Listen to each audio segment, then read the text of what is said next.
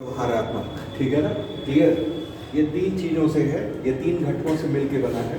फिर निर्माण कैसे होता है, इसमें कुछ प्रोसेसेस, ठीक है ना, उन प्रोसेसेस के बारे में मैंने बताया था। एक हमारा क्या है, इंस्ट्रूमेंटल कंडीशनिंग, दूसरा हमारा है क्लासिकल या पैवलोवियन, ठीक है ना, कंडीशनिंग। पैवलोव हमने बताया था कि क्या थे, एक शोधकर्ता थे, उन्हीं के उस पर है।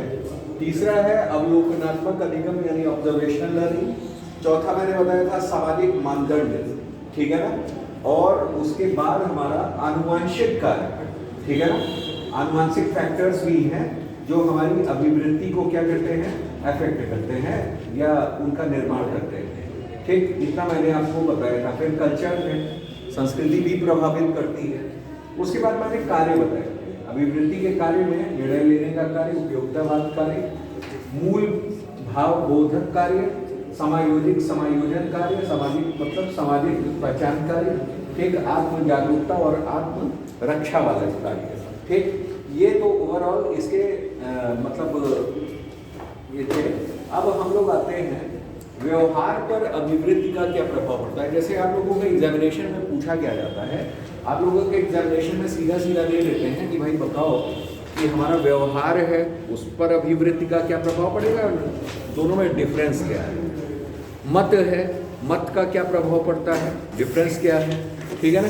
डिफरेंसेस पूछे जाते हैं आप लोगों के एग्जामिनेशन में, ये ध्यान में रखिएगा, ठीक है ना, क्लियर। यहाँ तो हम लोगों को हंसने भर की फुर्सत नहीं रहती है, समझ रहे हैं, हाँ, कि उस पर कुछ गलत आ जाएगा। चलिए खैर आइए, जैसे व्यवहार जान लेते हैं क्या है। व्यवहार पर अभिवृत्ति का प्रभाव हमने बताया कि अभिवृत्ति में एक कंपोनेंट आपका क्या है, व्यवहार भी है।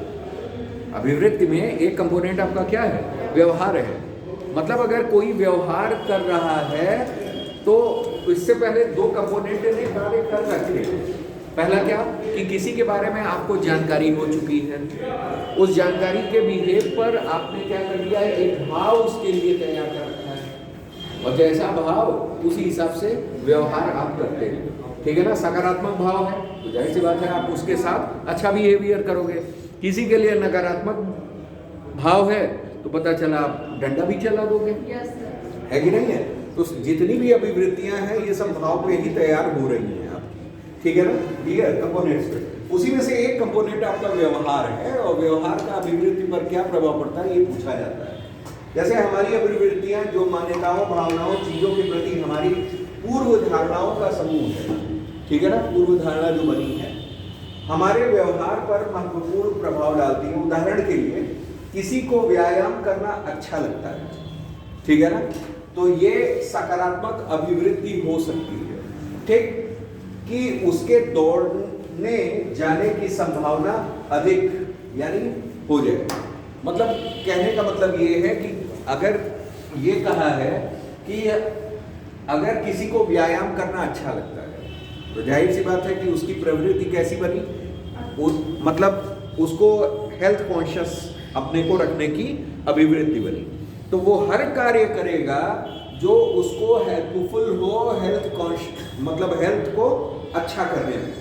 दौड़ना भी उनमें से एक है, ठीक है ना, दौड़ना भी उनमें से एक है। तो जाहिर सी बात है कि उसका व्यवहार कैसा होगा, उसका व्यवहार वो दौड़ सकता है, कसरत कर सकता है, जिम जा सकता है, तो ये सब उसके किस में आ जाएंगे, वो व्यवहार में आ जाएंगे, ठीक है ना। वही है कि उसके दौड़ने जाने की संभावना अधिक हो सकती है, ये उसका क्या हो गया, व्यवहार। मतलब क्या है कि अभिवृत्ति एक व्यक्तिगत गुण है, ठीक है ना, पर्सनल एक प्रॉपर्टी है, जो कि व्यवहार, जबकि व्यवहार क्या है, सामाजिक गुण है, ठीक है ना। व्यवहार क्योंकि क्या कर रहा है, ये आपको दर्शा रहा है, समाज की नजर में दर्शा रहा है कि आप कैसे हो। जैसे आपकी अभिवृत्ति है, आप हेल्थ को लेके कॉन्शियस हो, ये आप जान रहे हो, लेकिन समाज आपको तय करेगा कैसे, आपके व्यवहार से, बिहेवियर। जैसे हम ये जान रहे हैं कि हम बहुत, मन में आपके बड़ी दृढ़ इच्छा है कि मैं बहुत तेज हूँ, मैं हमेशा पढ़ता रहता हूँ, आप घर में हो कुछ नहीं, लेकिन आपका रिजल्ट अच्छा आ रहा है, रिजल्ट अच्छा आ रहा है, आप दिन रात पढ़ रहे हो, लोग उसको देख रहे हैं, तो आपके व्यवहार से लोगों को पता चल रहा है, यस, ठीक है ना, वो पढ़ने वाला है, ठीक है ना।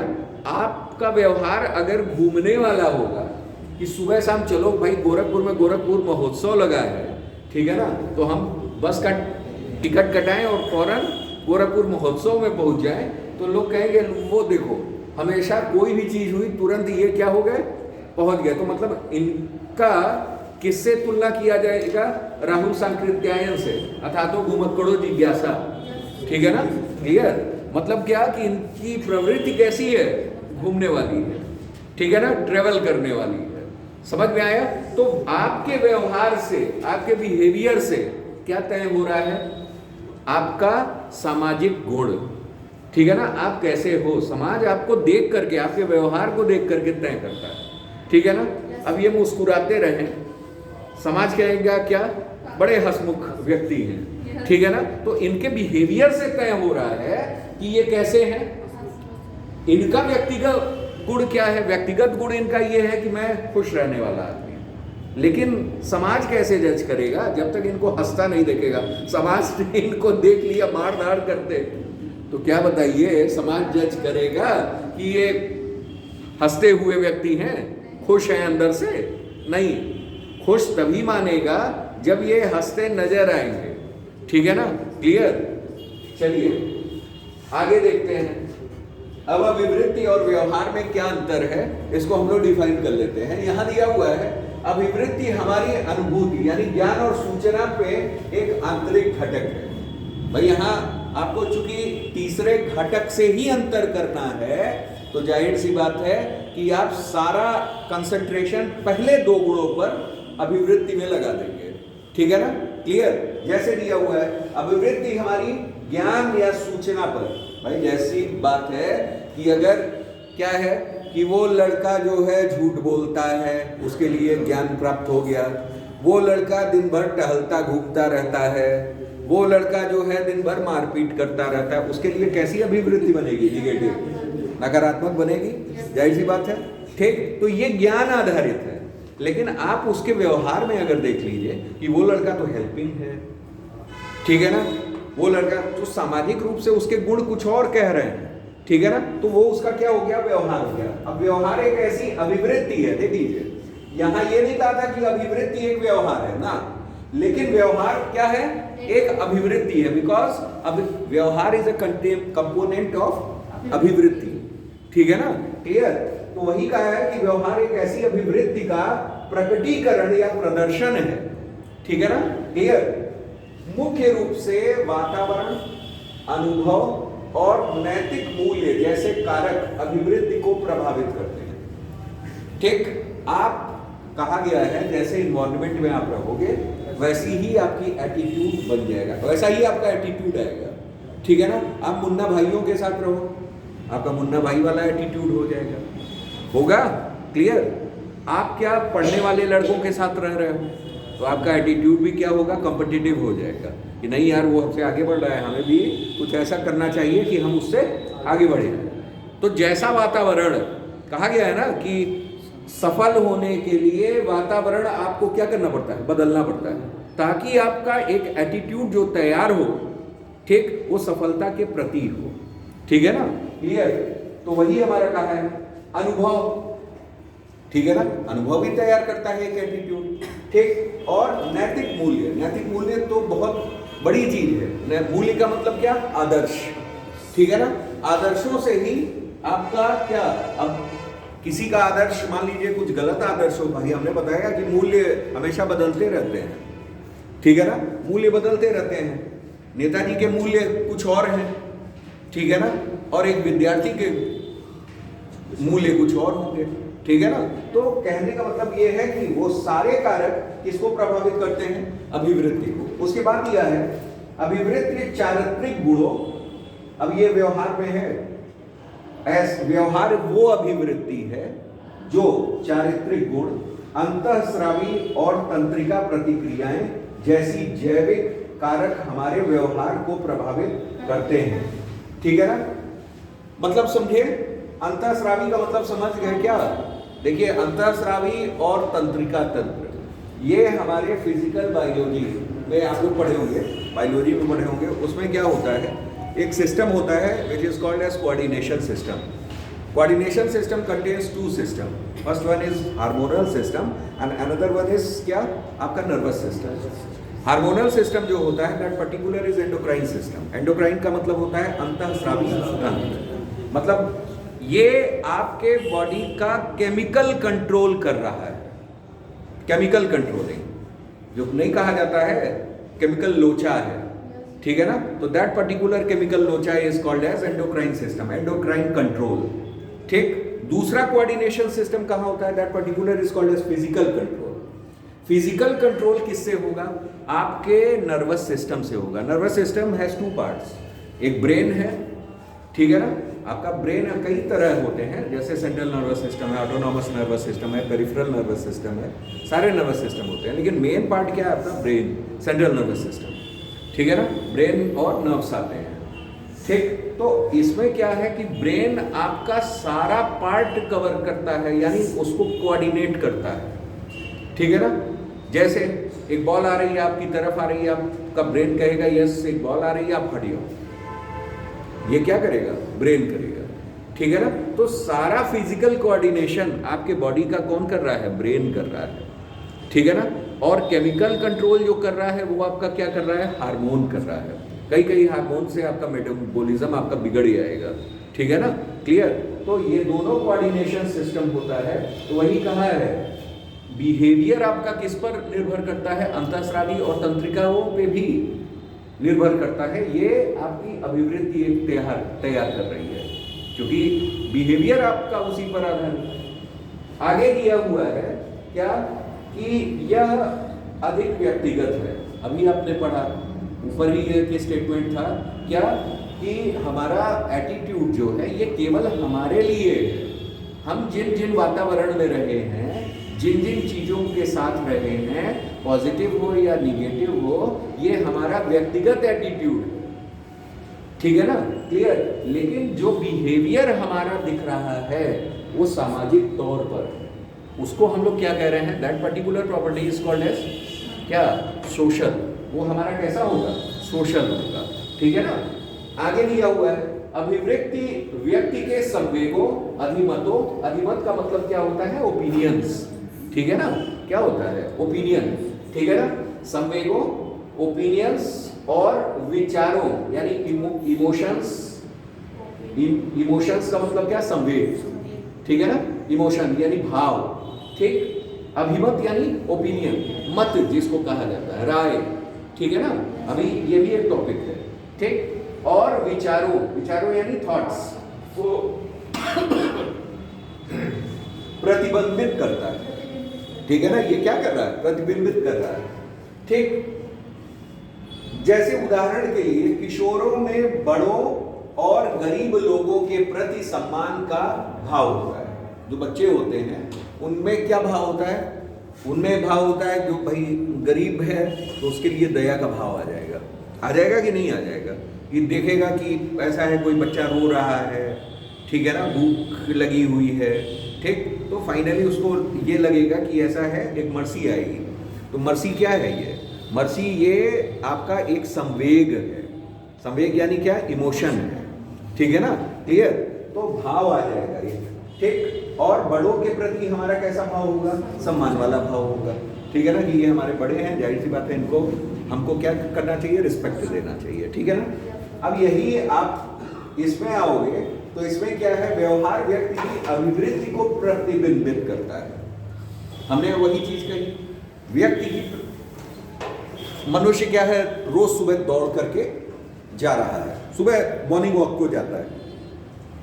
उसका व्यवहार समाज में कैसा प्रतिबिंब डाल रहा है, इज हेल्थ कॉन्शियस.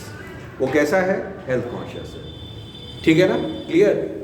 ये दिन भर पढ़ रहा है, जब भी देखो इसको तो हमेशा किताबों के साथ ही रहता है. कभी लाइब्रेरी में रहेगा, कभी हमेशा हाथ में किताब रहती है. तो मतलब उसका बिहेवियर समाज में कैसा प्रतिबिंब दिखा रहा है, कैसा एक इमेज बन रहा है. उसका इमेज बन रहा है कि वो पढ़ने वाला लड़का है. यही तो कहेगा आदमी, ठीक.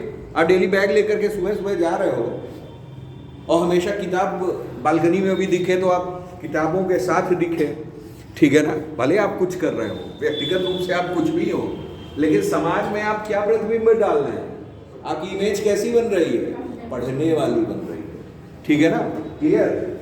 अब वो अलग चीज है, डुअल कैरेक्टर और वो कैरेक्टर वो सब फिल्मों में ही, ठीक। चलिए तो आगे आते हैं।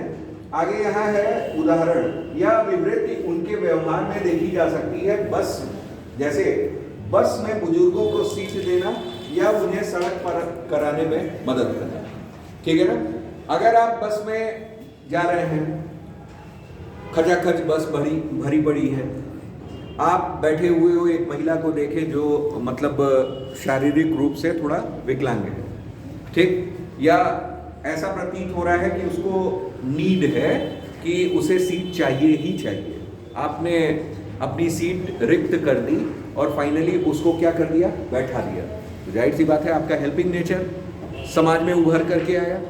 आप एक बुजुर्ग को सड़क पार करा दिए, ठीक, तो वो भी क्या है, हेल्पिंग नेचर है। तो समाज में ऐसे गुण प्रतीत हो रहे हैं, इमेज आपका प्रतिबिंब बन रहा है बिकॉज ऑफ योर बिहेवियर, ठीक है ना, क्लियर। तो वो अलग चीज है। तो दोनों में डिफरेंस देख लीजिएगा, ठीक है ना, ये दोनों में डिफरेंस पूछा जाता है, ये ध्यान में रखिएगा, कई चीजों के डिफरेंस पूछे जाते हैं। अब आता है अभिवृत्ति की श्रेणियां, कैटेगरीज ऑफ एटीट्यूड्स। स्पष्ट अभिवृत्ति और अंतर्निहित अभिवृत्ति, इसे बहुत ज्यादा पढ़ने की आवश्यकता नहीं है, लेकिन एक नजर देख लीजिए। व्यक्ति अपनी अभिवृत्तियों के बारे में अवगत होता है, यह स्पष्ट होता है, ठीक, इसका निर्माण सचेतन रूप से होता है, ठीक, यह अधिक व्यक्तिगत होता है, ठीक, यह मूल्य मान्यताओं वांछित अनुक्रियाओं को प्रतिबिंबित करता है, जैसे पर्यावरण के अनुकूल तरीके से निर्मित किसी उत्पाद के प्रति सकारात्मक अभिवृत्ति, ठीक है ना, क्लियर। अब इसे देख लीजिए, अंतर्निहित, जो अंतर्निहित होती हैं मान्यताओं के बारे में अनभिज्ञ रहता है, यह एक अवचेतन अभिवृत्ति है, अधिक सामाजिक होता है, मतलब that one is related with behaviour ही, एक हिसाब से समझ लीजिए। अंदर रहता है, छिपा हुआ रहता है। बचपन के दिनों में माता पिता द्वारा उपयोग किए जाने वाले उत्पादों के प्रति सकारात्मक अभिवृत्ति, जैसे मान लीजिए तो वो कोई माता पिता है, तो मान लीजिए चंदन का उपयोग ज़्यादा करते हैं, तो आपकी एक अभिवृत्ति बन गई, क्या मतलब वो डेली प्रैक्टिसेस से आई है। वो किससे आई है, डेली प्रैक्टिसेस से, वो अंतर्निहित आ गया। अंतर्निहित कहने का मतलब क्या, कि मतलब आपने ऐसे माहौल में आप रहे कि वो माहौल हैबिट के साथ आप में आ गया। जैसे आपने अपने पिताजी को देखा कि वो सुबह की दिनचर्या में क्या करते हैं कि सबसे पहले स्नान किए, स्नान के बाद पूजा पाठ किए, ठीक है ना, पूजा पाठ किए, देन आफ्टर कोई कार्य यानी खाना पीना करते हैं। कई लोगों के ऐसे रूटीन में होते हैं, दैट्स दैट। तो आपने भी ऐसा कुछ करना शुरू कर दिया, ठीक, तो वो जो अभिवृत्ति है वो कैसी अभिवृत्ति है, अंतर्निहित, ठीक है ना, जो हैबिट के साथ आ रही है। कैसी आ रही है, हैबिट के साथ आ रही है, ठीक, क्लियर।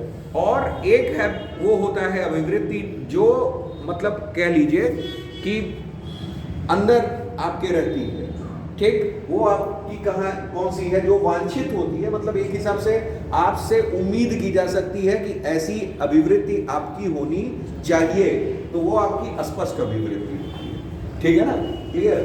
तो हालांकि ये बहुत इंपॉर्टेंट नहीं है, अब ये जान लीजिए ये बहुत बहुत बहुत इंपॉर्टेंट है, और कई बार एग्जाम में पूछा भी गया है कि मूल्य, ठीक है ना, मूल्य और अभिवृत्ति में समानता क्या है, अंतर क्या है, ठीक है ना। मूल्य हमने बताया था कि आपके आदर्श होते हैं, ठीक है ना, जिनको आप ग्रहण करते हैं और नैतिकता का व्यवहार करते हैं। मूल्य को ही ग्रहण करके आप उसी तरह का व्यवहार करते हैं। जैसे सत्य एक मूल्य है, और सत्य को धारण करके आप सत्य अपने व्यवहार में ले आ रहे हैं, तो वो आपकी नैतिकता कहलाती है। व्यवहार में ला रहे हैं तो व्यवहार भी एक घटक है, उसी तरह का आपकी एक अभिवृत्ति बन जाएगी, क्या, सत्य बोलने वाली, है कि नहीं है। आप हमेशा सत्य के साथ खड़े रहेंगे। कोई भी चीज झूठ लग रहा है तो आप क्या कहोगे कि नहीं ये सत्य होना चाहिए, तो आपकी का एटीट्यूड भी कैसा बना, सत्य की तरह बना, ठीक। अब देखिए कैसा है, एक है मूल्य का और इन दोनों में समानता, क्या, गाइडिंग प्रिंसिपल।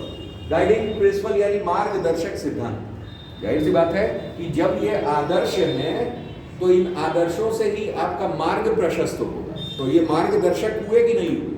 जैसे मूल्य हमारा क्या है? सत्य बोलना, ईमानदारी पे चलना, ठीक है ना। सार्वभौमिक तो यही है ना, दया दिखाना, ठीक, क्लियर, मर्सी। तो मतलब ये क्या है?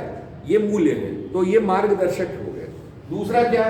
दिशा और मूल्यांकन करना, व्यवहार का आधार होना चाहिए हमारे, ठीक है ना। व्यवहार में हम इन्हीं आदर्शों को ले आएंगे। धारणा पर प्रभाव, इन्फ्लुएंस ऑन परसेप्शन, ठीक है ना। अब संज्ञानात्मक डिसोनेंस जैसे असंगति है, इसे छोड़ दीजिए, ठीक है ना। हम ये सब क्वेश्चंस में इन चीज़ों को कर लेंगे जब आपको समझ, ठीक है ना। यहाँ मेन चीज़ देख लेते हैं क्योंकि बहुत चीज़ें हैं। अब जरा आ जाइए मोरल एटीट्यूड पे, नैतिक अभिवृत्ति पे, ठीक है ना। ये आता है कि नैतिक अभिवृत्ति क्या है। अभी अंतर हम लोग सब लोग सारा क्वेश्चन में ही देख लेंगे क्योंकि इसको बढ़ाना भी आगे है, ठीक। नैतिक अभिवृत्ति, यह सही और गलत में नैतिक विश्वास पर क्या होते हैं? आधारित होते हैं। तीव्र संवेगों में गहराई से निहित होती है। संवेग का मतलब क्या? भाव, ठीक है ना, क्लियर, इमोशंस के साथ, जो वास्तव में नैतिक जीवन के लिए क्या है? आवश्यक है। इन संवेगों के बिना नैतिकता आकस्मिक और असंगत हो जाती है, ठीक है ना, क्लियर। जैसे यहां दिया हुआ है कि उदाहरण के लिए सुकरात और प्लेटो की नैतिक अभिवृत्ति यह थी कि अन्याय सहना अन्याय करने से बेहतर है, ठीक है ना। अन्याय सहना अन्याय करने से बेहतर है, तो उनकी अभिवृत्ति बन गई उस हिसाब से कि भाई अन्याय सहना जो है, ठीक, अन्याय करने से क्या है? बेहतर है। मतलब आप अन्याय सह लीजिए लेकिन अन्याय मत करिए। आपके ऊपर अन्याय हो रहा है, ठीक है, चलेगा, लेकिन आप कहीं से भी गलत ना हो, मतलब हमेशा सही अवधारणा, ठीक। हालांकि हमारी सभी अभिवृत्तियों का नैतिक आयाम नहीं होता है। उदाहरण के लिए किसी व्यक्ति को सांपों से डरना स्वाभाविक रूप से नैतिक नहीं है, ठीक है ना, क्लियर। मतलब कहने का ये मतलब है कि जैसे आप एक जगह का है अन्याय सहना, जहां जान जा रही है वहां अन्याय सह भी तो नहीं सकते हैं। सांप आपको आकर के काट ले, वो भी एक अन्याय है, उस जगह सहना ही तो है एक हिसाब से, बजाय किसके कि आप उसको लाठी डंडे से, ठीक। आप कोशिश कर सकते हैं कि हे नागराज आप चले जाएं, लेकिन ये नहीं ना कि आप उसको काटने देंगे, हावी होने देंगे, फाइनली आप भी क्या करेंगे, ठीक। तो वही चीज यहाँ कहा है।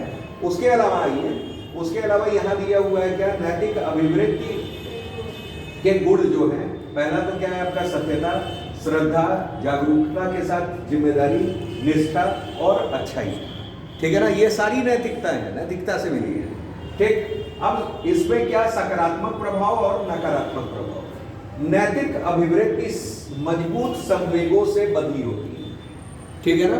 मजबूत संवेग का मतलब क्या? संवेग का मतलब हमारा दूसरा कंपोनेंट यानी भाव, ठीक है ना भाई। उसमें तीन पक्ष होते हैं, एक ज्ञान, एक भाव, एक व्यवहार। तो इसमें क्या है? ये दूसरा पक्ष है, कौन? भाव, ठीक। ये मजबूत भाव से बनी होगी, इसलिए सामाजिक बहिष्कार के डर से विचलित व्यवहार को रोकती है, ठीक है ना, क्लियर।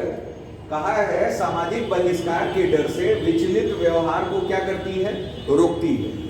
समाज से आप बहिष्कृत हो जाएंगे, मतलब क्या? एक नकारात्मक श्रेणी में आ जाएंगे।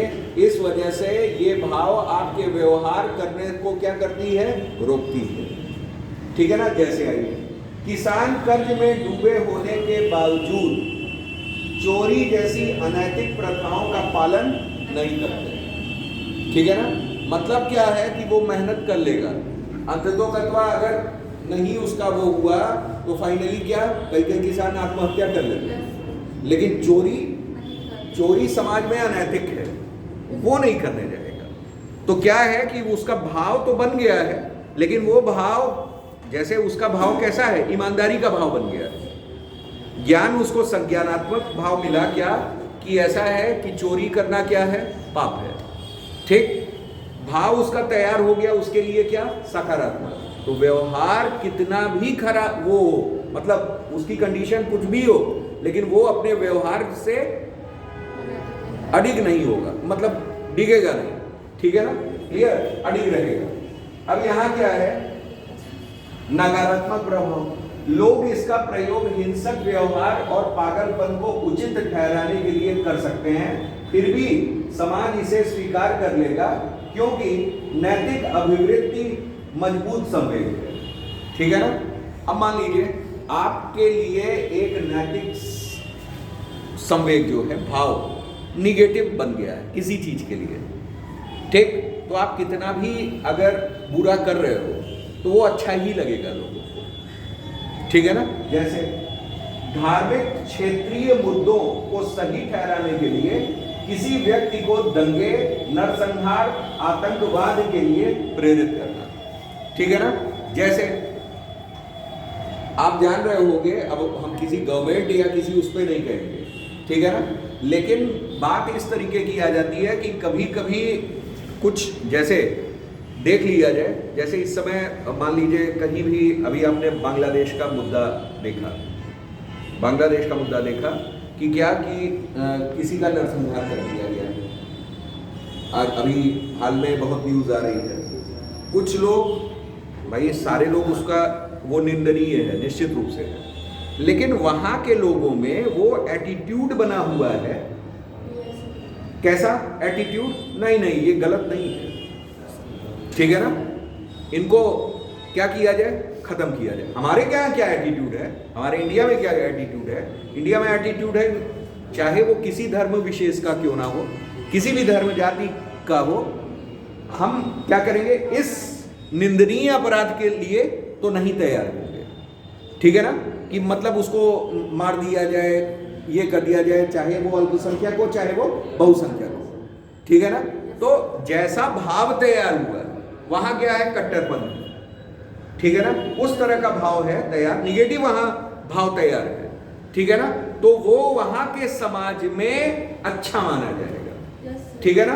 तो इस वजह से ये कैसा है, ये नकारात्मक प्रभाव, ठीक है ना, क्लियर। उदाहरण के लिए सेम आप इस मैटर को वहां से जोड़ सकते हैं, ठीक है ना, क्लियर। पहलगाम से भी कर सकते हैं, बिल्कुल सही है, ठीक है ना, कि भाई जो जिहादी हैं या उस टाइप के हैं उनको वो एक्शन बहुत अच्छा लग रहा है, ठीक है ना, कि मतलब वो जो पहलगाम एक्शन किए वो जाहिर सी बात है कि नकारात्मक अभिवृत्ति का ही एक उदाहरण, ठीक है ना, क्लियर। उनकी नैतिकता कैसे है, भाई नैतिकता तो हमारे धर्म आधारित भी तो है, ठीक, धार्मिक नैतिकता है, ठीक, तो धार्मिक नैतिकता से ज्यादा प्रेरित है, ठीक है ना। आगे आइए, किसी व्यक्ति को परोपकारिता, स्वयं सेवा, समाज सेवा के प्रति प्रेरित करता है, मतलब पॉजिटिव, ठीक। और इधर आ जाइए, क्योंकि नैतिक अभिवृत्ति मजबूत संवेगों से जुड़ी होती है, इसलिए उन लोगों का साथ नहीं देते जिनकी नैतिक अभिवृत्ति उनसे भिन्न होती है, जैसे असहिष्णुता, ठीक है ना, टॉलरेंस, इंटॉलरेंस, ठीक है ना। चलिए आगे जानिए, सामाजिक अभिवृत्ति, ये तो नैतिक अभिवृत्ति थी, अब सामाजिक अभिवृत्ति पे आ जाते हैं। सामाजिक अभिवृत्ति जान लीजिए, यह सामाजिक संस्थाओं जैसे समाज, संस्कृति, ठीक है ना, यही डिसाइड करते हैं अभिवृत्ति को, ठीक, कौन, समाज, ये सामाजिक संस्था में आएंगे, ठीक, और कौन आएगा, संस्कृति, संगठन, कोई खास संगठन, ठीक है ना, फिर संस्थाएं आदि के प्रति व्यक्ति की अभिवृत्ति है, ठीक है ना। अब आइए, ये अभिवृत्तियां समय के साथ बदल सकती हैं, भाई जैसा हमने क्या कहा कि जैसा नॉलेज वैसा भाव, और उसी तरह से व्यवहार, और व्यवहार बदल गया तो आपकी अभिवृत्ति बदल जाएगी, ठीक है ना। लास्ट स्टेप आपका क्या है, व्यवहार बदलना, आप उस हिसाब से करने लग जाए, ठीक है ना।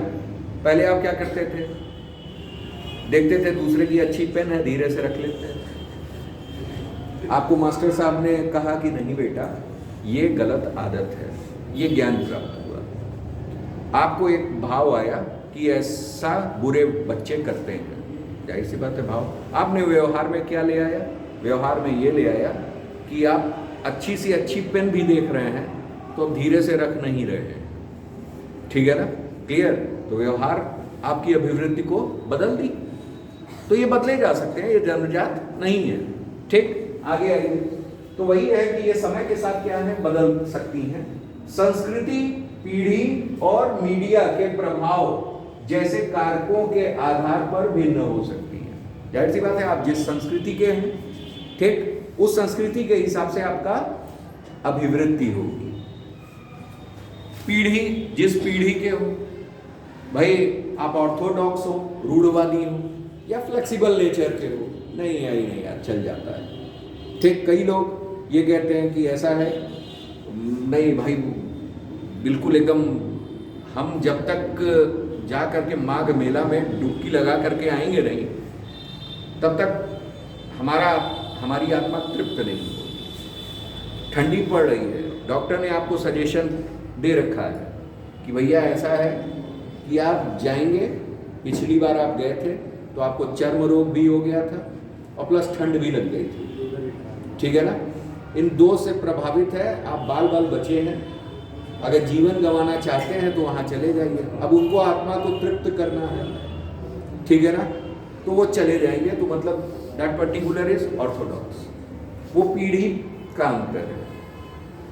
वही उनके 3 डिकेड वाला लड़का है, ठीक, 3 दशक के बाद का लड़का है। आप खुद सोचो कि वो थोड़ा मॉडर्न होगा, उसको कहा जा रहा है कि यार जाओ नहा लो, अरे हटो यार, पता चला घर के बाथरूम में भी नहीं नहा रहा है ठंडी में, ठीक है ना। तो मतलब कल्चर जैसा, ठीक, आजकल कैसे कल्चर चल रहा है, नहीं नहा रहे, चलो भाई डीओ चल जाएगा कि नहीं चल जाएगा, नहीं चलेगा, ठीक। ठीक, तो ये क्या है, मॉडर्नाइजेशन है। मीडिया के प्रभाव जैसे कारकों के आधार पर भिन्न हो सकती है। तो अभिवृत्ति क्या है, जैसा कल्चर उसी के हिसाब से चीजें बनती तो हैं, बिगड़ती हैं, ठीक है ना, उसी के हिसाब से आप क्या हो रहे हो, ढल रहे हो, ठीक है ना, ये आपका एटीट्यूड है, ठीक, क्लियर। अब आइए, यह एक व्यवहार पैटर्न अर्थात एक सामाजिक उद्दीपन के प्रति अनुकूलित अनुक्रिया या पूर्व अनुमानित प्रवृत्ति है। अब आ जाइए यहाँ सिविल सेवक के लिए महत्व, कमजोरी को समझना, ठीक है ना, जैसे रैंप, ब्रेल, साइनेज और समावेशी सार्वजनिक स्थानों पर बढ़ता ध्यान दिव्यांगों को शामिल करने के लिए बढ़ती प्रतिबद्धता को दर्शाता है, ठीक है ना, मतलब किसी के कमजोरी को समझना, ठीक। आपकी अगर सामाजिक अभिवृत्ति है तो, ठीक, जैसे समाज में जहां भी आप कमजोर देखोगे वर्ग, ठीक, आप उसको समझोगे कि नहीं यार उसकी सहायता मुझे करनी चाहिए, तो ये सामाजिक अभिवृत्ति, समाज के प्रति आपकी अभिवृत्ति बनी हुई है, ठीक है ना, क्लियर। तभी तो आप सामाजिक प्राणी कहलाओगे, आप समाज से जुड़े हुए हो, और समाज के लिए अगर आप नहीं खड़े हो रहे हो, कल को मान लीजिए बाजार में जा रहे हैं, ठीक है ना, कुछ ऐसा आपने देखा जहां आपकी नीड है, आप के मतलब आपको वहां हेल्प करना ही चाहिए, तो जाहिर सी बात है आप सामाजिक प्राणी हैं, निश्चित रूप से आपकी सामाजिक नैतिकता वहां कारगर होगी, ठीक है ना, तो उसी हिसाब से आएगा। दूसरा क्या, पूर्वाग्रह से बचना, कॉम्बैटिंग बायस, ठीक है ना। पूर्वाग्रह मतलब अगर ऐसा लग रहा है कि रूढ़िवादिता है ज़्यादा, पूर्वाग्रह को हम लोग मेनली बेसिकली ऑर्थोडॉक्स नेचर से ही वो कर लेते हैं, ठीक है ना, तो उन नेचर को क्या करना, हटाना। जैसे दिया हुआ है एक IAS अधिकारी अमित गुप्ता की डलिया जलाओ पहल बदायूं जिले यूपी में हाथ से मैला ढोने यानी मैनुअल स्क्वेंजिंग के खिलाफ सफल कार्रवाई का उदाहरण है, ठीक है ना, क्लियर, हाथ से मैला ढोना, ठीक है ना, क्लियर। अब जैसे है सर्वोदय और अंत्योदय, गांधी जी का सर्वोदय है, अंत्योदय है। सर्वोदय का मतलब क्या, सबका विकास, सबका उदय। अंत्योदय यानी अंतिम व्यक्ति का कल्याण, ठीक है ना, तो ये सर्वोदय और अंत्योदय है। सिविल सेवकों को सर्वोदय सभी के कल्याण, और अंत्योदय यानी सबसे वंचित यानी अंतिम व्यक्ति, ठीक, का उत्थान, के सिद्धांतों द्वारा निर्देशित होना चाहिए। ये भी आपके सोशल इथिक्स में आएगा। और कब होगा? जब आपका सोशल एटीट्यूड बना होगा। ठीक है ना? देख लीजिए है क्या, इसको बताने का मुख्य उद्देश्य क्या है। अगर आपको लिखने को आ जाए तो आप निश्चित रूप से लिख सकते हैं, लेकिन नंबर आपको तभी मिलेगा जब कुछ टर्म्स का प्रयोग आप करोगे। ठीक है ना? क्लियर? कई लोग जैसे इथिक्स समझते हैं कि यार मौलिकता है, मौलिक बातें हैं जो मतलब हम सब के लिए नैतिक नीति शिक्षा से संबंधित, बिल्कुल सही है। लेकिन आप किसी भी चीज के लिए टर्म्स का उपयोग करना, कुछ उदाहरण देना आवश्यक है। ठीक है ना?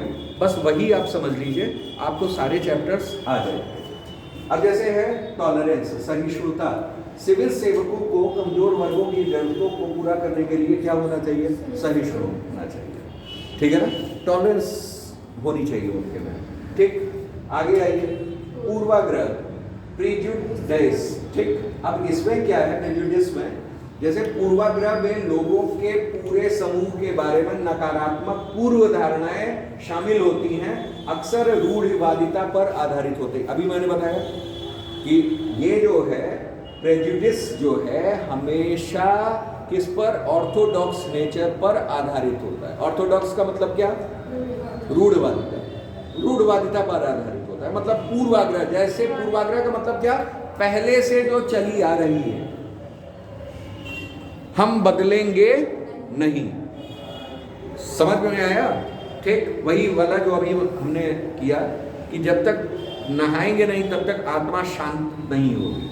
मतलब वहां आप नहाओ, सही जगह नहाओ, ऐसा नहाने पे रोक नहीं है। लेकिन जब आपके लिए आपकी स्किन बड़ी सेंसिटिव है, डॉक्टर ने भी मना कर रखा है कि नदी, ताल, तलैया में आपको नहीं नहाना है, तो आप काहे पीछे पड़े हुए हो?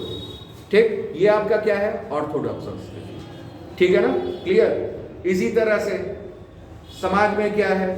बेटियों को घर पे रखना एक कल्चर सा बन गया कि 5 बजे के बाद बेटियां घर से नहीं जाएंगी। ठीक, आप शहर में रह रहे हो, शहर का वातावरण सही है, ठीक, आप अपने साथ निकालो कोई भी चीज, लेकिन नहीं मैं 5 के बाद नहीं, तो ये ऑर्थोडॉक्स नेचर हो गया। मतलब क्या? लकीर का फकीर। एक लकीर जो खींच दी गई, उसी लकीर को पकड़ करके चल रहे हैं, हम बदलेंगे नहीं। तो ये ऑर्थोडॉक्स। और इससे ज्यादा प्रेरित क्या है? पूर्वाग्रह। ठीक है ना? क्लियर? यही चीज। ये निर्णय तर्क या व्यक्तिगत अनुभव पर आधारित नहीं होते। व्यक्तिगत नहीं सोच रहे हैं। अरे सबसे बड़ा रोग क्या कहेंगे? लोग। वही वाला है, लोग क्या कहेंगे? ये पूर्वाग्रह इसी पर आधारित है। क्यों? क्योंकि उनका समाज जो है एक दायरा बना हुआ है, उस दायरे के बाहर नहीं जाना है। ठीक है ना? और वो दायरा ही डिसाइड कर रहा है उनका ऑर्थोडॉक्स नेचर। ठीक, चलिए आगे। तो तर्क या व्यक्तिगत अनुभव पर आधारित नहीं होते, बल्कि पूरी तरह से व्यक्ति के किसी विशेष सामाजिक समूह से संबंधित होते हैं। ठीक, मतलब क्या कि हमारे घर में प्रथा है कि लड़कियां 5 से बाहर नहीं निकलेंगी, प्रथा चली आ रही है। ठीक है ना? लड़कियां बाहर पढ़ने नहीं जा सकती हैं, यहां शिक्षा के साधन उपलब्ध हैं, यहीं से पढ़ें। लड़कियां उन्मुक्त नहीं हो सकती, मतलब ये क्या है? ये ऑर्थोडॉक्स नेचर है। लड़कियां जॉब नहीं कर सकती, कई घरों में ऐसा है। ठीक, अब धीरे धीरे जैसे जैसे समाज खुल रहा है, उनके व्यक्तिगत एटीट्यूड्स सामने आ रहे हैं, सामाजिक एटीट्यूड से ज़्यादा अलग हो रहे हैं, तब उनके बिहेवियर में, व्यवहार में बदलाव आ रहा है। ठीक है ना? तो वही है, इसे ही पूर्वाग्रह कहते हैं। ठीक है ना? आगे आइए। पूर्वाग्रह से ग्रस्त लोग व्यक्तिगत भिन्नताओं को क्या करते हैं? नजरअंदाज करते हुए समूह के सभी सदस्यों को एक जैसा मान लेते हैं। ठीक है ना? क्लियर? इससे भेदभाव हो सकता है। उदाहरण के लिए महिलाओं द्वारा वाहन चलाने के प्रति पूर्वाग्रह। ठीक, क्लियर? महिलाएं कैसे वाहन चला सकती हैं? ठीक है ना? ये सारा अधिकार तो किसका है? पुरुषों का है, ठीक है ना। मतलब महिलाएं ट्रेन कैसे चला सकती हैं, पुरुष अच्छा से चलाएंगे, ठीक है ना। बस है, अरे बस कैसे वो, तो ओवरऑल एक पूर्वाग्रह बना हुआ है, ठीक है ना। सेना में अब देखिए, इस सेना से अन्य चीजों से सबसे उलट हो रहा है, ठीक है ना।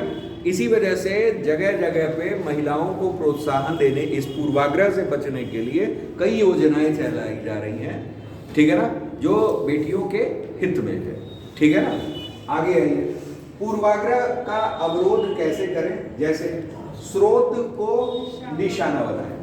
मतलब स्रोत जहां से ये पूर्वाग्रह आ रहा है, कोई मुखिया होगा ना, वही तो बोल रहा होगा, उसी के इशारे पे समाज चल रहा होगा, तो उसको निशाना बनाइए, ठीक है ना, वो स्रोत हुआ।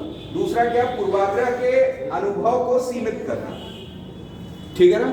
जो अनुभव है उसको सीमित कर देना, बहुत ज्यादा उसका दायरा ना बढ़ाना, ठीक है ना, कि लोगों तक हर चीज पहुंचा रहे हो, ठीक, उसको सीमित कर दीजिए, ठीक। जैसे अगर किसी ने ये कहा कि ऐसा है कि कोई लड़की है तो वो जो है एरोप्लेन नहीं चला सकती, तो थोड़े 1 से 2 लोगों तक पहुंचा, ठीक।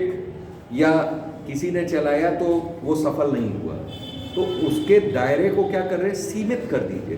क्या नहीं भाई, हमने देखा था उस राज्य में एक लड़की थी, ऐसा चलाई थी, वो उसको क्या कर रहे हैं, इनहेंस कर रहे हैं, उसको प्रोत्साहित करना, दायरे को क्या करना, सीमित कर देना। आगे दिया हुआ है साझा पहचान को बढ़ावा देना, ठीक। तीसरा है, ये है अगला, अंतर समूह संपर्क बढ़ाए, ठीक है ना।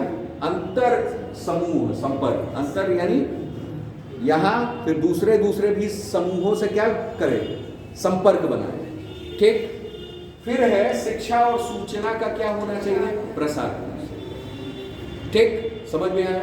आगे आते हैं, राजनीतिक अभिवृत्ति यानी पॉलिटिकल एटीट्यूड, ठीक। ये सब पढ़े रहेंगे तो क्वेश्चंस लगाने में आसानी रहेगी, जल्दी जल्दी क्वेश्चंस भी आप लगा सकते हो।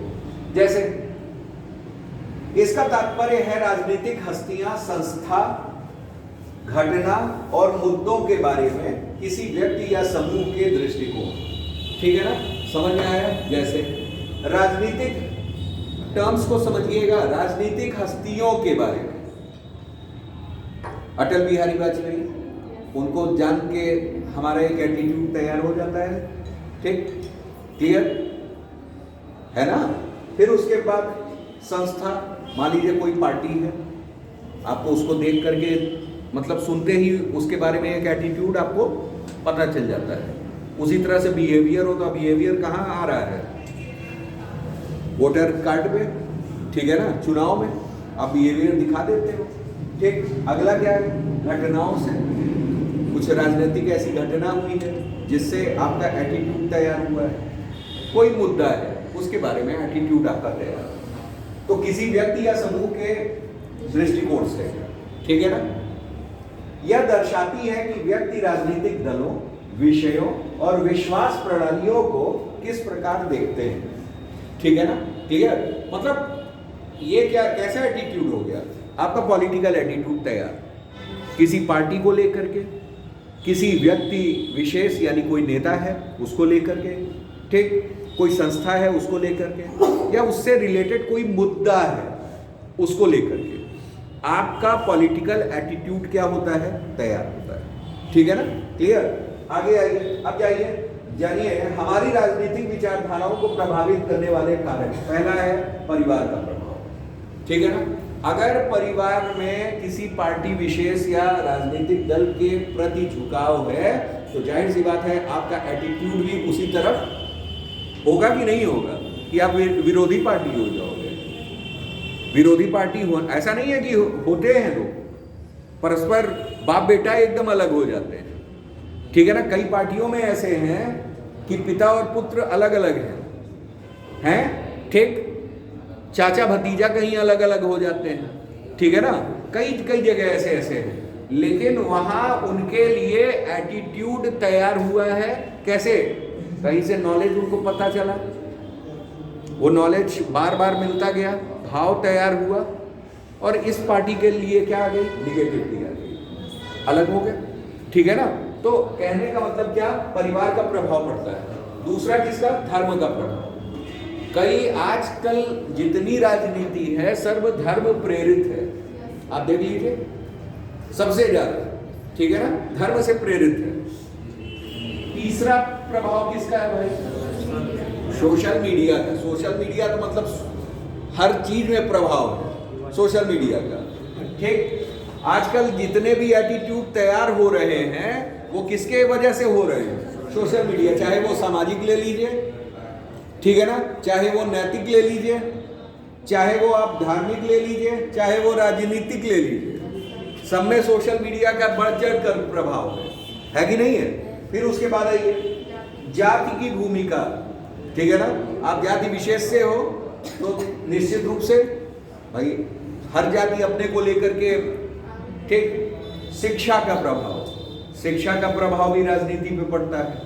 और आर्थिक स्थिति, आर्थिक स्थिति भी एक कारक है कि जैसे किसी ने अगर राशन चला दिया और राशन हमको खाने पीने से मिल रहा है और आर्थिक स्थिति हमारी क्या हो रही है, सुदृढ़ हो रही है। कोई ऐसी योजना चला दी कि वृद्धों को 3,000 पर महीना मिल रहा है, या सारी महिलाओं को 10,000 पर मंथ हमको मिल रहा है, हमारी आर्थिक स्थिति सुदृढ़ हुई, ठीक है ना, तो हम क्या करेंगे, उस राजनीतिक एटीट्यूड की तरफ आकर्षित होंगे कि नहीं होंगे।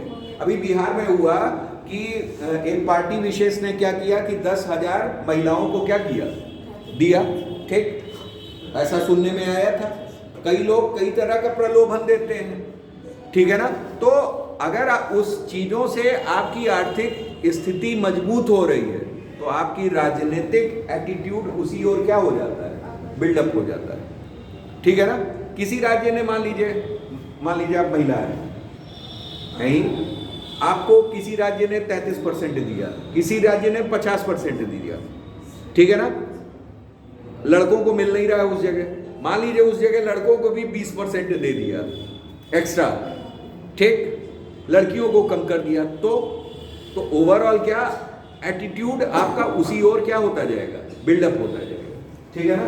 चलिए अब आते हैं राजनीतिक अभिवृद्धि का महत्व, मतदान व्यवहार को आकार देना, ठीक है ना भाई, जाहिर सी बात है। हमने क्या कहा कि जैसी आपकी अभिवृद्धि किसी पार्टी विशेष के लिए तैयार होगी, आप व्यवहार में क्या ले आएंगे, मतदान, वहीं तो प्रभावित करेंगे, और कहां प्रभावित करेंगे, ठीक। तो ये महत्व है क्या, मतदान व्यवहार को आकार देना।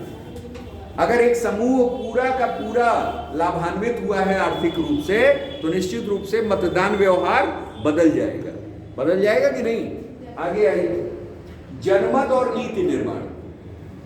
कई लोगों को का जनमत प्राप्त हो जाता है, और जिसको जनमत प्राप्त होता है वही पॉलिसी मेकर भी होता है, नीति निर्माता भी होता है, ठीक। राजनीतिक भागीदारी का निर्धारण हो जाता है, ठीक है ना, और पहचान और समुदाय, ठीक। आगे आइए, अब है हमारा कैसा, लोकतांत्रिक अभिवृद्धि यानी डेमोक्रेटिक एटीट्यूड। ये सब टाइप्स हैं, और अभी क्वेश्चन देखिएगा, सब में पूछा गया है अलग अलग। राजनीतिक अभिवृद्धि से क्या समझते हैं ये बताइए, ठीक। लोकतांत्रिक अभिवृद्धि से क्या समझते हैं, या टाइप्स ऑफ एटीट्यूड कौन कौन से हैं, यही सब आते हैं, ठीक। आगे आइए, लोकतांत्रिक अभिवृद्धि डेमोक्रेटिक एटीट्यूड।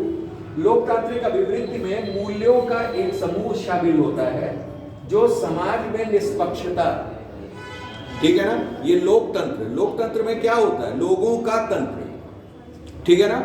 कैसे चलेगा, निष्पक्षता से चलेगा, सम्मान से चलेगा, और समावेशी क्या है, समावेशिता यानी इंक्लूसिवनेस, ठीक है ना, इंक्लूसिवनेस को बढ़ावा देगा, ठीक। आगे आइए, आगे दिया हुआ है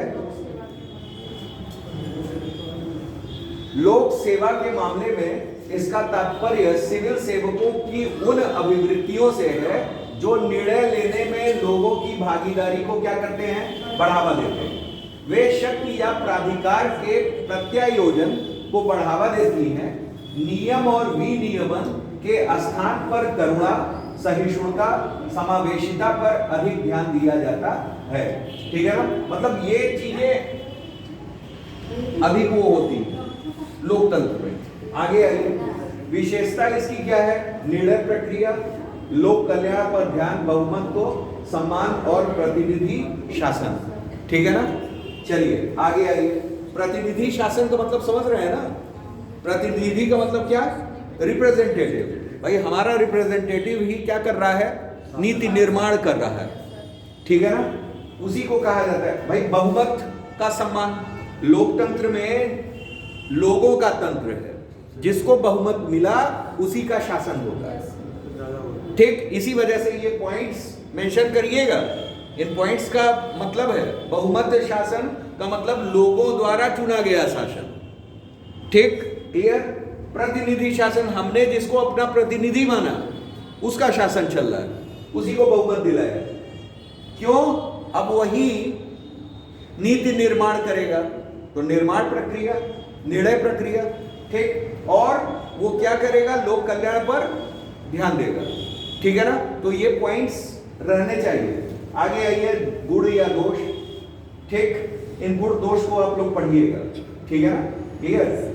जैसे लोक सेवा प्रदान करने में अधिक पारदर्शिता और दक्षता लाएगी, यह शासन प्रणाली को अधिक जवाबदेही बनाएगी। ठीक है ना, अकाउंटेबल बनाएगी। ठीक, ये गुण है। लेकिन दोष में क्या है? वन अधिनियम 2006 के तहत अनिवार्य परामर्श के कारण अनुसूचित क्षेत्र में खनन और औद्योगिक विकास परियोजना की मंजूरी में क्या हुई? देरी हुई। ठीक है ना, क्लियर? अब जैसे नीति निर्णय लेने में धीमा वो होता है। कभी कभी मान लीजिए एक जगह आपने ऐसे गवर्नमेंट को चुन लिया, ठीक, जो मतलब आपका पसंदीदा था, आपके लिए बात करता था, लेकिन आपके क्षेत्र में विकास तभी हो सकता है जब वन कटेंगे। ठीक है ना, क्लियर? अब वो आपके हित को बार बार देखेगा तो पूरा वहां डेवलपमेंट नहीं हो सकता। उसी तरह से ये है कि जैसे मतलब वहां क्या है? अनिवार्य परामर्श के कारण अनुसूचित क्षेत्र में खनन और औद्योगिक विकास परियोजनाओं की मंजूरी में क्या हो रही है? देरी हो रही है। ठीक है ना, क्लियर? कुछ व्यक्ति विशेष लोग गए, मिल के आ गए कि भाई ऐसा है, यहाँ वन नहीं कटने चाहिए, ऐसे होना चाहिए, हम पर्यावरण के बीच में रहने, लेकिन वन नहीं कटेंगे तो विकास कैसे होगा? ठीक है ना, क्लियर? विकास भी एक प्रक्रिया है।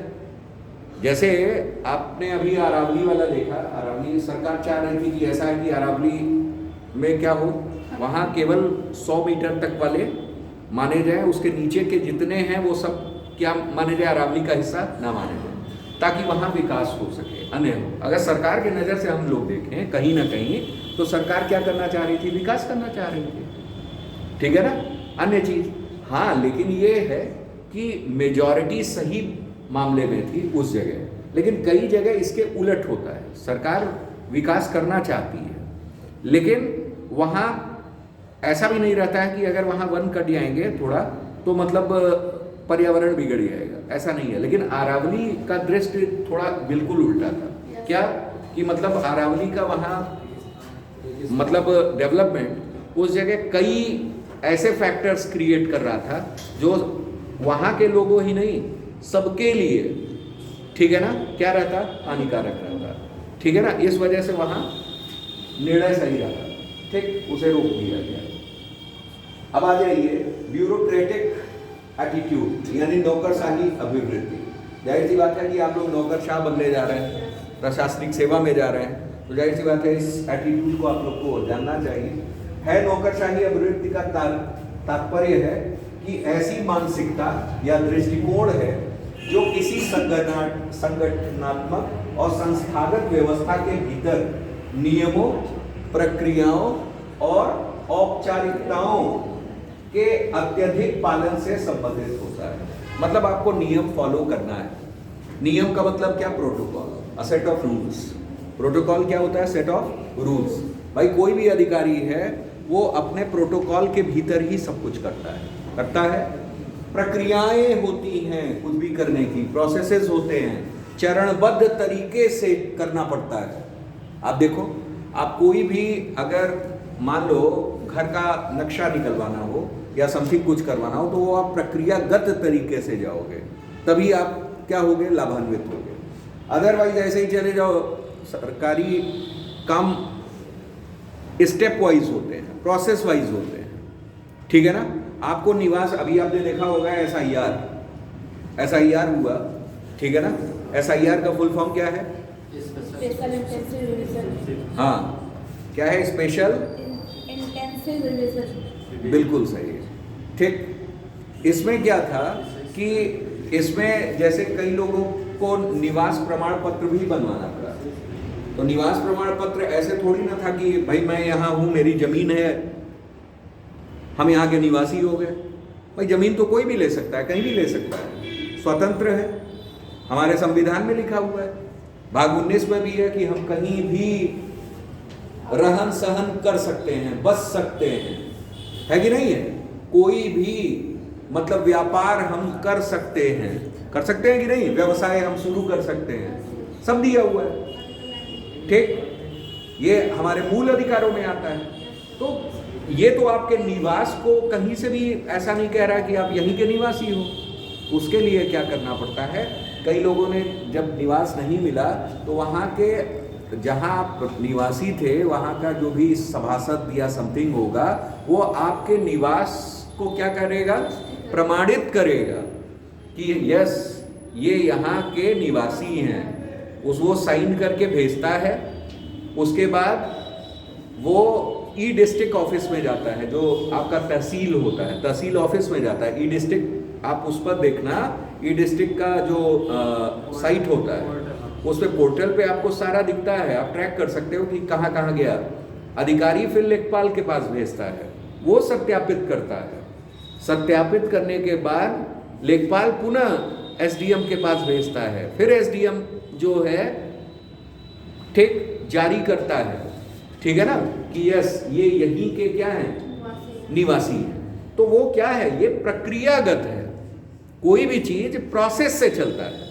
वही चीज यहां कहा है कि नियम से, प्रक्रियाओं से, ठीक है ना, और क्या, औपचारिकता, जो भी फॉर्मेलिटीज होती हैं उनको निभाना ही पड़ता है, ठीक है ना। अब आप दूसरा संदर्भ ना ले लीजिएगा कि लेन देन वाली फॉर्मेलिटीज भी, ठीक है ना। आजकल वो संस्कृति में आ रहा है, तभी एक और टॉपिक है भ्रष्टाचार, करप्शन, ठीक है ना, क्लियर।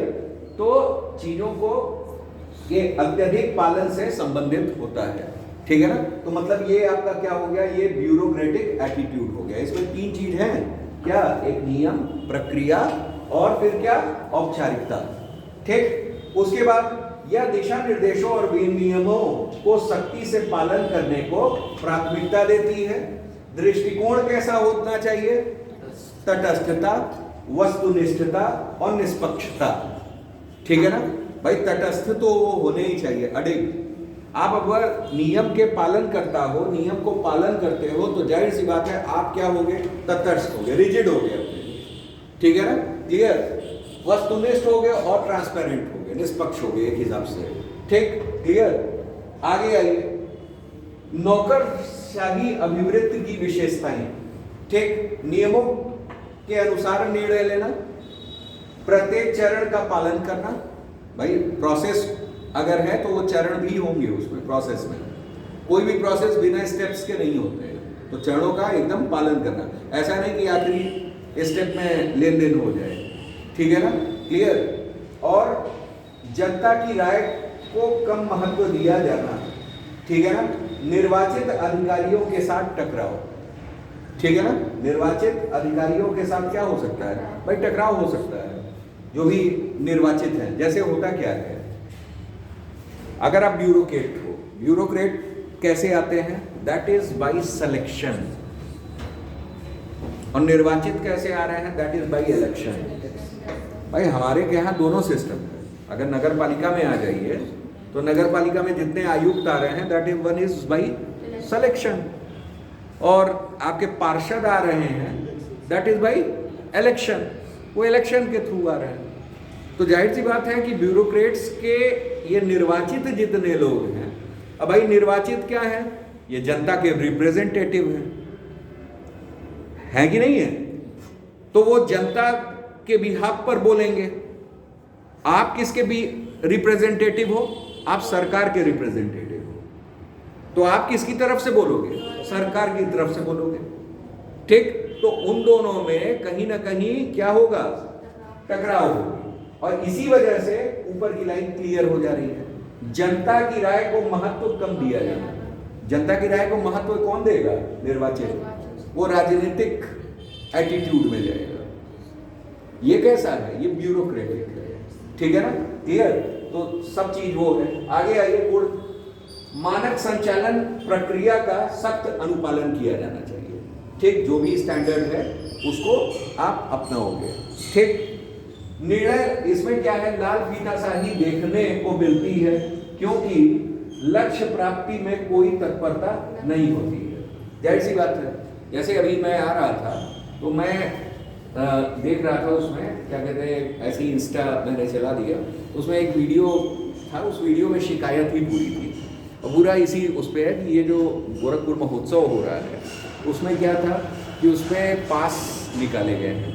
पास निकाले गए, और वो पास जो है राजनेताओं और अधिकारियों को ज़्यादातर दिया जा रहा है। जो जनता है वो भेड़ बकरी की तरह इधर उधर क्या कर रही है? बस दर्शक दीर्घा में खड़ी है। ठीक, तो उसने आरोप लगा दिया। क्या आरोप? ये लगा दिया कि जो ये महोत्सव हो रहा है वो अधिकारियों और राजनेताओं का महोत्सव है। ठीक है ना? क्लियर? तो कहीं ना कहीं ये क्या है? किससे? लाल फीताशाही पे। ठीक है ना? क्लियर? जब उनका प्रलोभन दिखता है तो उसको लाल फीताशाही कह रहे हैं। ठीक है ना? तो लाल फीताशाही देखने को मिलती है, मतलब हर जगह क्या दिखाना? अपनी धमक चमक दिखाना। ठीक है ना? ये लाल फीताशाही कहलाती है। ठीक है ना? क्योंकि लक्ष्य प्राप्ति में कोई तत्परता उनको नहीं। भाई, महोत्सव क्यों किया जा रहा है? महोत्सव इस वजह से किया जा रहा है कि जनता क्या हो? इकट्ठी हो। यहां भी उसके लिए कोई कार्य किया जा रहा है कि अधिकारियों के लिए किया जा रहा है कि नेताओं के लिए किया जा रहा है? भाई, जनता के लिए ही किया जा रहा है ना। ठीक, तो कहीं ना कहीं उस कार्य में तत्परता नहीं दिख रही है। आगे आइए, यहां दिया हुआ है क्या कि निर्णय लेने के लिए पदानुक्रमिक प्रक्रिया के कारण निर्णयों के लिए जिम्मेदारी तय करना आसान है। ठीक है ना? भाई, पदानुक्रमिक सबका पद डिसाइड है। हर पद का व्यक्ति अपना अपना कार्य करेगा। जैसे अभी मैंने बताया कि निवास प्रमाण पत्र बनाना है, तो सबसे पहले क्या? सभासद ने लिखा, एसडीएम के पास गया, एसडीएम लेखपाल के पास भेजा, लेखपाल पुनः एसडीएम के पास भेजा, फिर उसने जारी कर दिया। तो जो पदानुक्रम है सबके पास अपना कार्य निर्धारित है, उसी के हिसाब से वो क्या होता जा रहा है? आसान बनता जा रहा है। ये उसका गुण है। ठीक, यहाँ क्या है? यह कठोर है इसलिए कि लोक सेवा वितरण प्रभावी नहीं हो सकती। ठीक है ना? भाई, कठोर दोष ये हो जाता है कि जैसे मान लीजिए कि कोई वितरण प्रणाली है, उसमें अगर प्रोसेसेस इतना कर देंगे तो कहीं ना कहीं क्या हो जाता है? ये प्रभावी उतनी नहीं हो पाती है। आगे आ जाइए, चूंकि इससे जनता के परामर्श की आवश्यकता नहीं होती, इसलिए निर्णय शीघ्र लिए जा सकते हैं। ठीक, भाई, जाहिर सी बात है, उसमें किसी का हस्तक्षेप नहीं है, तो निर्णय क्या किए जा सकते हैं? सीधे लिए जा सकते हैं। इसमें क्या है? नियम के रूप में आम लोगों के प्रति उदासीनता ही सर्वोच्च होगी। ठीक है ना? क्लियर? नागरिक सर्वोच्च नहीं होते हैं, ये ध्यान में रखना है। चलिए, ये आपका क्या हो गया? ये आपका ब्यूरोक्रेटिक हो गया। अब उसके बाद जो है हमारा सामाजिक व्यवहार है। ठीक, सामाजिक व्यवहार जैसे दिया हुआ है सामाजिक व्यवहार में, ठीक है ना? सामाजिक व्यवहार से अगर तात्पर्य देख रहे हैं, जैसे उस तरीके से है, जैसे इसमें एक चीज और पहले समझ लीजिए, जैसे इसमें पढ़ना क्या है एक्चुअल में। जैसे एक सामाजिक व्यवहार टॉपिक है। ठीक, सामाजिक व्यवहार के बाद जैसे सामाजिक व्यवहार प्रभाव, ठीक है ना, ये नैतिक पुलिसिंग, ये सब थोड़े उदाहरण हैं, इनको समझना है। लेकिन इनमें कुछ हम महत्वपूर्ण वाली चीजें बस ऊपर समझा देंगे, उसके बाद मैं क्वेश्चंस करवाऊंगा। ठीक है ना? क्योंकि क्वेश्चन करना ज़्यादा इफेक्टिव है। ठीक है ना? क्योंकि अभी देखिए कई टॉपिक्स हैं, ठीक, उस हिसाब से हर चीज को डिवाइड कर पाना, क्योंकि इसमें मेनली क्या है, सब समझाने वाली ही चीजें हैं, समझ रहे हैं, और उसको एनालिसिस कर पाना बहुत ज़्यादा वो हो जाता है। तो थोड़ा सा आप लोगों को भी होमवर्क रहेगा कि आप लोग क्या करें, उसे अपने से थोड़ा सा समझें, जहाँ प्रॉब्लम हो वहाँ हमें बताएं, ठीक है ना, ये चीज़ हो सकती है। ठीक, आगे आइए, जैसे दिया हुआ है क्या, सामाजिक व्यवहार। सामाजिक व्यवहार से तात्पर्य उस तरीके से है जिससे व्यक्ति समाज में दूसरों के साथ परस्पर व्यवहार करते हैं और जुड़ाव रखते हैं। हमने आपको नीति शास्त्र पढ़ाते समय एक वर्ड भी बताया था कि हम दूसरों से उस व्यवहार की अपेक्षा करते हैं, ठीक है ना, जैसा, ठीक है ना, हम उनके साथ करें, ठीक है ना, क्लियर। तो ये चीजें हैं उसी पर। ऐसा कहा जा सकता है कि किसी व्यक्ति के व्यवहार को बदलना कठिन होता है, ठीक। कारण क्या है भाई, सुस्थापित परंपराएं, जैसे परंपरा क्या चली आ रही है सदियों से कि घर के अंदर शौचालय बनाने के बजाय क्या हो, शौचालय बाहर जाना। अब इस व्यवहार को बदल पाना क्या है, कठिन है। सरकार कितना भी चला दे क्या, ODF, ओपन डिफिकेशन फ्री, स्वच्छ भारत मिशन। भाई स्वच्छ भारत मिशन में उस सरकार ने क्या चलाया, सरकार ने यही चलाया 2 अक्टूबर 2014 में स्वच्छ भारत मिशन शुरू हुआ। उसमें क्या था कि उसमें ये था कि ODF चलाया जाए, ओपन डिफिकेशन फ्री, लोगों को 12,000 शौचालय बनवाने के लिए दिया जाने लगा, ठीक है ना, ऐसी योजना सरकार ने चला दी, ठीक। पार्ट 2 चलाया गया, ठीक, मतलब फिर भी क्या हो रहा है, 100% ODF नहीं हो रहा है। मतलब ये साइकोलॉजिकल वो है कि लोग अंदर शौचालय है भी, फिर भी जाएंगे कहाँ, तालतलैया के किनारे, ठीक है ना, क्लियर। तो ओवरऑल वो बदल नहीं सकता, ये सदियों से चली आ रही है प्रथा। आप चाहोगे कि 10 साल में बदल जाए, 15 साल में बदल जाए, तो जब तक एक जनरेशन खत्म नहीं हो जाएगी तब तक वो बदलने वाली है नहीं है। आप कितना भी कर लो, आप खुद देखते होंगे कि रोडों पे किनारे कहीं भी आप उस हिसाब से देखिए, सरकार ने क्या बना रखा है, टॉयलेट्स बना रखे हैं, हर चीज बना रखे हैं, लेकिन लोगों की ये मानसिकता है, ठीक है ना, मानसिकता है कि उचित स्थान पे ना जा करके अनुचित स्थान पे ही, ठीक है ना। तो ओवरऑल ये क्या है, ये सदियों से चली आ रही प्रथा है, ठीक। इसी को सामाजिक व्यवहार कहेंगे, यही सामाजिक व्यवहार है, ठीक। सामाजिक व्यवहार ये चला आ रहा है, लेकिन हम अपेक्षा क्या करते हैं, अपेक्षा ये करते हैं कि इस प्रथा को क्या किया जाए, बदला जाए, ठीक है ना। चलिए आगे आइए, सांस्कृतिक, ये सुस्थापित परंपराएं। दूसरा क्या है, सांस्कृतिक मानदंड। सांस्कृतिक मानदंड पे आइए, जैसे पूर्वाग्रह, हमने क्या कहा, पूर्वाग्रह पूरी तरह ऑर्थोडॉक्स नेचर से संबंधित है। ऑर्थोडॉक्स नेचर का मतलब समझते हैं क्या, मतलब रूढ़वादी, ठीक है ना, लकीर का फकीर, हम बदलेंगे नहीं, ठीक, यही उसके मतलब टर्म्स हैं। आगे आइए, जैसे कि यह मान्यता कि महिलाओं को अधीनस्थ होना चाहिए। महिलाएं हमेशा, अधीनस्थ का मतलब समझ रहे हैं ना, सबऑर्डिनेट्स, मतलब क्या, महिलाएं किसी के अधीन हो, ठीक है ना, किसी के अधीन हो, मतलब महिलाओं के अधीन कोई ना हो, महिलाएं किसी के अधीन हो, ये अधीनस्थ कहलाता है, ठीक है ना, क्लियर। महिलाओं को अधीनस्थ हो, ये ना समझ लीजिएगा कि वो जो यूपी सबऑर्डिनेट एग्जाम करवाती है महिलाएं उसी के अधीनस्थ हो, ठीक, ऐसा नहीं है, ठीक। आगे आइए, समानता की दिशा में प्रगति में बाधा उत्पन्न कर सकते हैं। आगे है, व्यवहार कैसे बदला जा सकता है, भाई सांस्कृतिक मानदंड है कारण, तो उसी को बदलना चाहिए। तो यहाँ क्या है, सांस्कृतिक मानदंडों का लाभ उठाना। उदाहरण के लिए बेटी बचाओ बेटी पढ़ाओ अभियान में उन धर्म ग्रंथों को संदर्भ दिया जा सकता है जिसमें महिलाओं को शक्तिशाली हस्तियों के रूप में सम्मानित किया गया है, ठीक है ना, क्लियर। जैसे रजिया सुल्तान देखिए, ठीक है ना, क्लियर। इंदिरा गांधी को देखिए, ठीक, क्लियर? तो मतलब इन लोगों को क्या करना चाहिए, इनके उदाहरण पेश करने चाहिए, बेटी बचाओ बेटी पढ़ाओ। Yes. इनको एज अ आप अगर प्रेजेंट करोगे कि यस ये महानुभूतियां थी जिनका आप अनुकरण कर सकते हैं, ठीक है ना, क्लियर?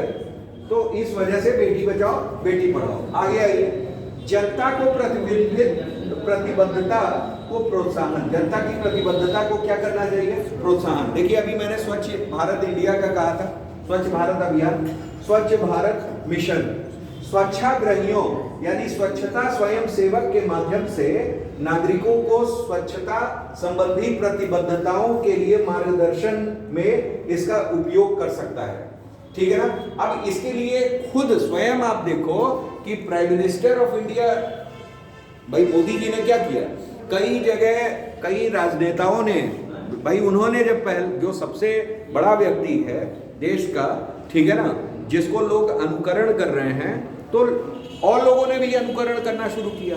उन्होंने क्या किया, स्वच्छ भारत मिशन के तहत भाई झाड़ू लगा करके दिखाया, ये करके कि हमें आसपास अपने क्या करना चाहिए, स्वच्छता रखना चाहिए, ठीक है ना। साफ सफाई रखने से रोग क्या होते हैं, दूर होते हैं, ठीक है ना। तो कहने का मतलब क्या है कि इन चीजों को अनुकरण कई राजनेताओं ने किया उनका देख करके, ठीक है ना, कई विधायकों ने, कई सांसदों ने। जाहिर सी बात है कि ये प्रतिबद्धता शो करने के लिए, ठीक। चलिए आगे आइए, सफलता की कहानियां प्रदर्शित करना और भावात्मक जुड़ाव को बढ़ावा देना, ठीक है ना, क्लियर। तो ये हमारा क्या हो गया, ये हमारा ठीक है ना व्यवहार हो गया, सामाजिक व्यवहार, ठीक, क्लियर। आप उन उदाहरण को भी दे सकते हैं जैसे नशाखोरी होता है, ठीक है, नशाखोरी, ठीक है ना, नशाखोरी को दूर करना समाज में, मतलब जो लोग नशा कर रहे हैं या अन्य चीज कर रहे हैं, ठीक, उनके बदलाव में भी, उनके भी नेचर में बदलाव आ सके, तो ये भी सामाजिक व्यवहार में ही आएगा, ठीक है ना। उसके लिए आप क्या कर रहे हो कि भाई दिखाओगे, जो टीवी में प्रचार आता है कि देखिए इसका ये खाने से कैंसर होगा, ये क्या है, ये सामाजिक व्यवहार के ही उदाहरण कि सामाजिक व्यवहार इससे क्या होगा, बदलेगा। भाई जो आप इम्पैक्ट डाल रहे हो, ठीक है ना, कई लोग गलत इम्पैक्ट ही डालने लगते हैं, ठीक, उसी में प्रचार प्रसार पता चला अपने कोलगेट और उसका करने लगे, ठीक, ये खाइए इतने दिनों में इतने मजबूत होइए, ठीक। तो इससे भी सामाजिक व्यवहार बदलता है वो, लेकिन निगेटिव इम्पैक्ट डालता है। इसी वजह से कई बार सरकार ने बैन भी किया इन चीज़ों को कि अगर इन चीज़ों में गलती पाई गई जिसका प्रचार प्रसार कर रहे हैं। देखा जा रहा था ये कि कई अभिनेता क्या थे कि ऐसे प्रचारों में लिप्त थे पैसे के लिए, जो मतलब कहीं ना कहीं लोगों के विश्वास से खिलवाड़ था। पहला तो विश्वास से खिलवाड़ था, दूसरा जनता के लिए क्या थी, हानिप्रद है। जैसे विमल पान मसाला था कि नहीं, आज भी ऐसा है, भ्रामक विज्ञापन, ठीक है ना, कई सारे भ्रामक विज्ञापन, ठीक। तो अगर आपसे कह रहा है कि कारणों को लिखिए, तो उस कारण में ये भी आप डाल सकते हैं भ्रामक विज्ञापन, समझ रहे हैं। तो ये भी वो कर रहे हैं, सोशल मीडिया भी डाल सकते हैं। भाई सोशल मीडिया भी सामाजिक व्यवहार बदलने में तमाम भूमिकाएं निभा रहा है कि नहीं, ठीक। तो ये चीजें हैं। आगे अब है नैतिक पुलिसिंग, ठीक है ना। नैतिक का मतलब मोरल, पुलिस एक ऐसा शब्द है जिसका इस्तेमाल समाज में नैतिकता के नियम लागू करने के लिए काम करने वाले निगरानी समूहों के लिए किया जाता है। तो मतलब नैतिक और पुलिसिंग आप समझ गए, मतलब समाज सुधारक का कार्य करेंगे, ठीक है ना। और मेनली इसमें पॉइंट्स दे दीजिए किसके लिए है, सतर्कता समूहों द्वारा न्याय, ठीक है ना। किसके लिए, सतर्कता, विजिलेंट जस्टिस, ठीक है ना। नैतिक पुलिसिंग को हम लोग क्या कहते हैं, विजिलेंट जस्टिस, ठीक है ना, क्लियर। जैसे स्वयंभू नैतिक संरक्षक और निगरानी समूह वैलेंटाइन दिवस के उत्सव में बाधा डालते हैं तथा प्रेम के सार्वजनिक प्रदर्शन को क्या करते हैं, अनैतिक मानते हैं। ये स्वयंभू लोग हैं, ठीक है ना, क्लियर। जो मतलब स्वयं में ही अपने निर्णयों को हमेशा उचित मानते हैं, ठीक है ना।